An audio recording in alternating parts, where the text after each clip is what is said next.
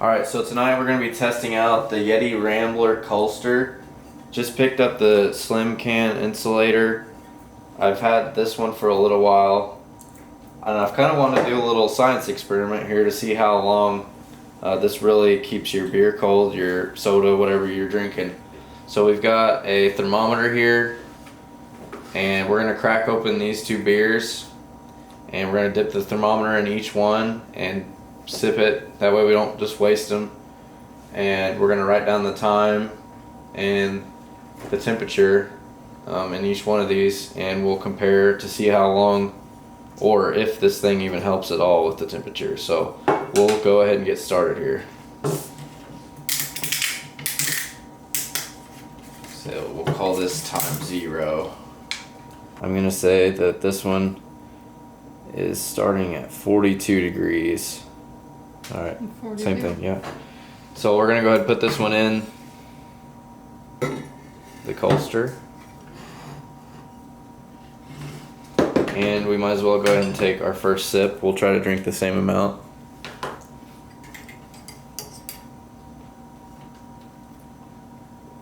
Alright, so we're 10 minutes in. We can test this again. One thing I'd like to point out, Kaylee over here is the smart one. She noticed that this can is sticking up just a hair over what the insulated can hold, or the insulator can hold. So you got a little bit sticking out here that wouldn't happen. Say you had like a White Claw, it would actually probably catch the whole bottle. So we're gonna have to try it here with a White Claw or something and see if it makes a difference. 46. 46. So we've 44.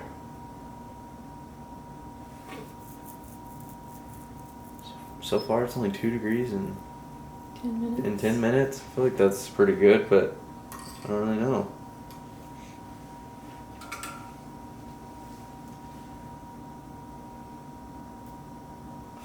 I can't wait. Oh, we've already got a little difference. Hold on, it might have gotten colder.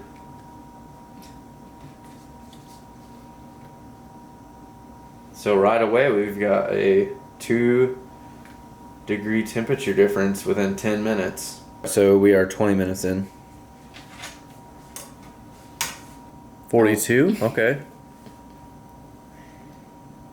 Go ahead. 42. And I didn't mention that we didn't pre-chill the Colster, which Kaylee's telling me that that's not a normal thing. And I guess it just depends on who you are, because I know a lot of keyboard warriors out there that tell you got to pre-chill everything, and they get mad whenever you tell them that you didn't, because it's not practical. What are we looking at? 46? Mm-hmm. Is that another 2 degrees? Yes. Here's the updated scoreboard so far.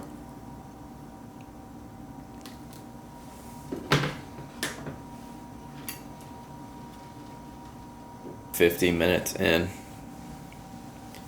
And we looked it up, and after about 55 degrees, the beer's a little too warm for taste, I guess, or for people's preferences. So after this one hits 55, I'm probably just gonna go ahead and drink it, and then we'll see how long that this one can take to reach that temperature.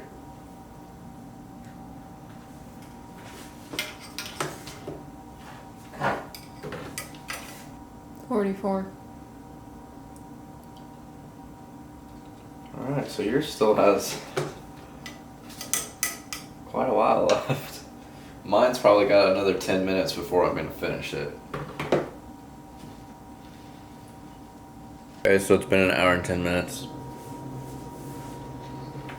55. 55.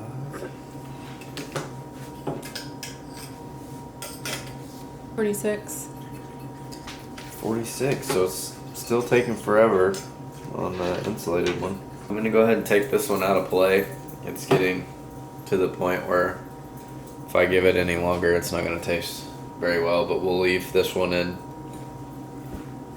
We'll leave this one in the game here and see how long it takes it to get to 55. Okay, so we're at an hour and 46 minutes. Alright, so 51 degrees. We're getting closer finally. Alright, so it's been 2.5 hours now. Hopefully this thing's at like 55. I'm ready to end this test. Alright, so that's gonna do it. We're gonna call it at 2.5 hours. We'll probably make it another 10 minutes or so. But it's obvious that the YETI Colster does its job. It outlasted the non-insulated can by quite a bit, at least double. So I'm sure that would change if you were outside, sunlight hitting it. I think it would still help to have this, but you're definitely not going to have a beer around for 2 hours. It's kind of just a hypothetical situation. I mean, if you're drinking it for that long, I don't know why you're drinking it at all, but this product does work, so it's not just a scam. I think they did a good job with it, but we'll have to test some more out whenever summer comes around and see how it does in the heat.